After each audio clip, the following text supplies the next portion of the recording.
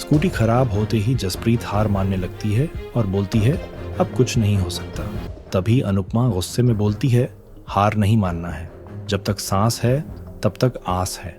जिसके बाद अनुपमा अपना पूरा ध्यान स्कूटी चालू करने में लगा देती है और उधर पूरी टीम का नंबर आने ही वाला होता है और वो सभी बहुत परेशान होते हैं।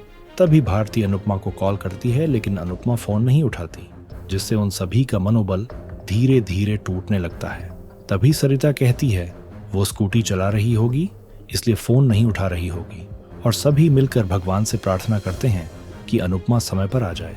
और जिस बात का डर होता है वही हो जाता है।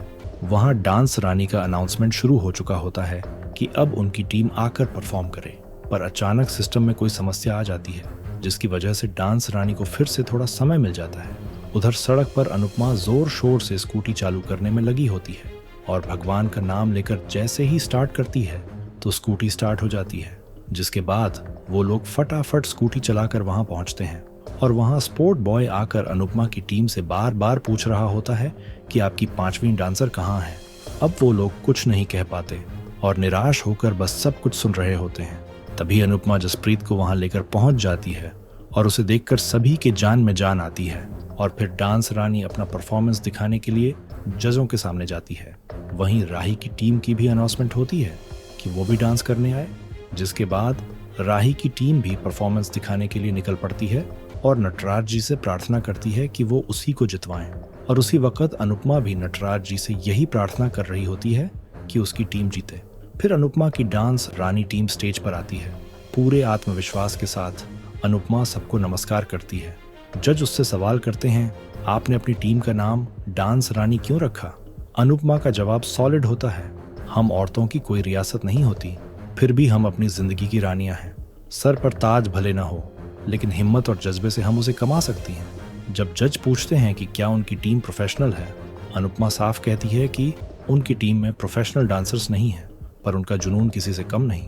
वो बताती हैं हमने ये कला पंडित मनोहर शर्मा जी से सीखी है। जज उनकी इस बात पर तारीफ करते हैं।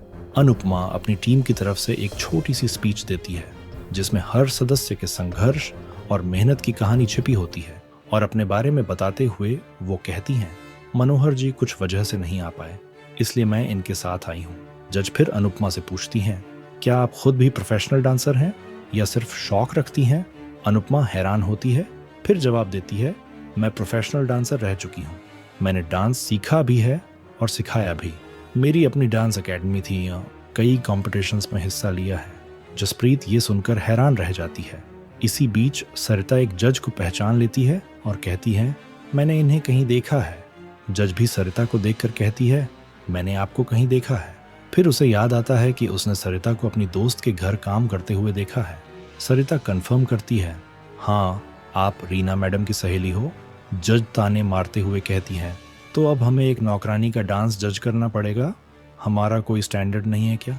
अनुपमा तुरंत जवाब देती है क्या नौकरानियां इंसान नहीं होती और क्या उन्हें डांस करने का हक नहीं?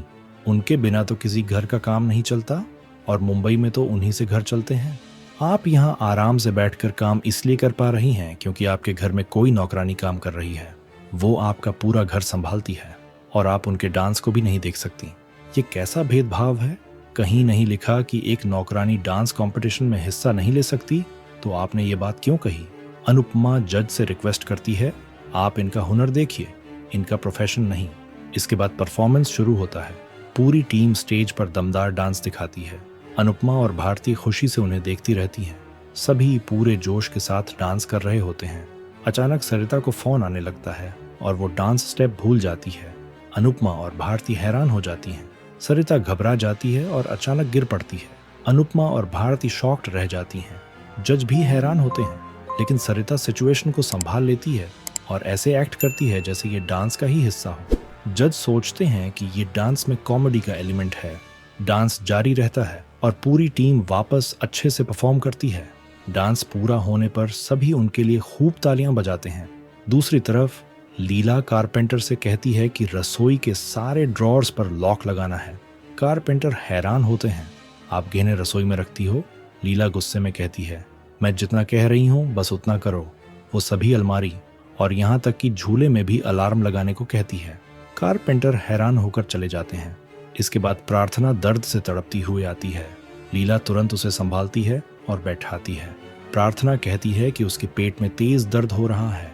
लीला अंश को फोन करती है और उसे जल्दी आने को कहती है और लीला प्रार्थना को हॉस्पिटल लेकर जाती है।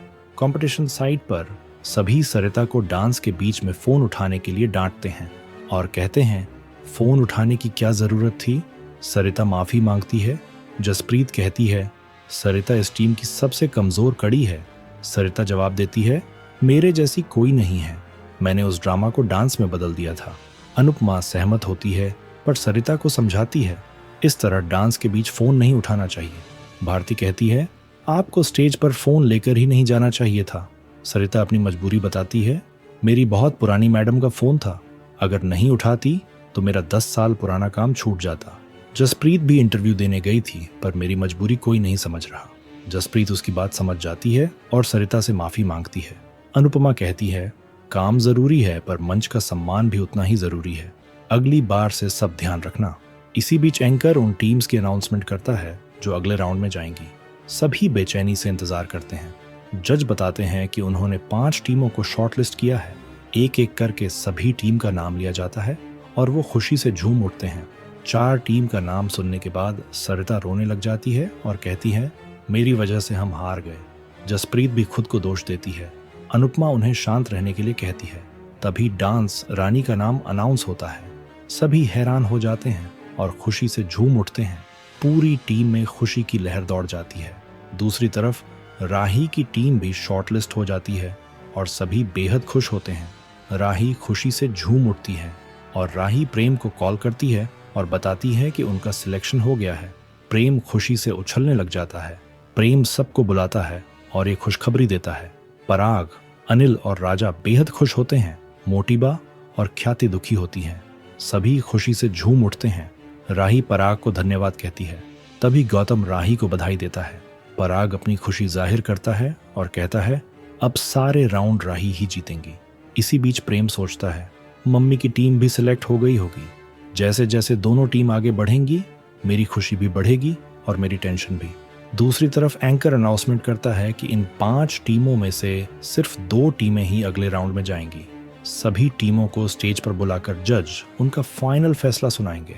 अनुपमा की टीम हैरान हो जाती है और सभी को परेशानी होती है। अनुपमा भी परेशान हो जाती है। आने वाले एपिसोड में देखने को मिलेगा कि राही मनोहर जी से बात करती है और कहती है मुझे आपसे क्लासिकल डांस सीखना है।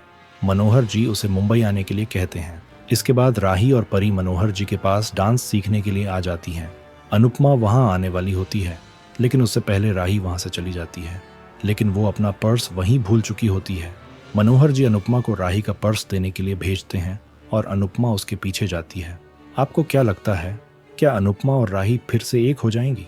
कमेंट करके ज़रूर बताएं। अगर वीडियो पसंद आई हो तो लाइक और शेयर करना ना भूलें। मिलते हैं अगले वीडियो में। धन्यवाद।